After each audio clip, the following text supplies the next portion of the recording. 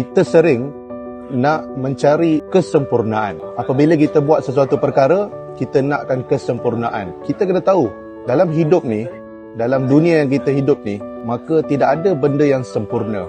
Sempurna, complete, perfectionist itu hanyalah milik Allah. Kerana apa? Kita adalah manusia yang penuh dengan kelemahan. Sesungguhnya manusia itu amatlah lemah. Jadi kita jangan mengharap kepada seseorang dengan kesempurnaan, dan kita juga tidak boleh mengharapkan apabila kita melakukan sesuatu perkara, kita kena capai sesempurna yang boleh.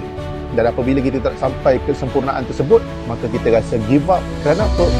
Kerana sebenar kesempurnaan itu hanya milik Allah. Jadi jangan rasa kecewa jika anda melakukan sesuatu perkara, anda tidak mencapai kesempurnaan. Tapi cubalah belajar untuk memperbaiki diri kita daripada semasa ke semasa.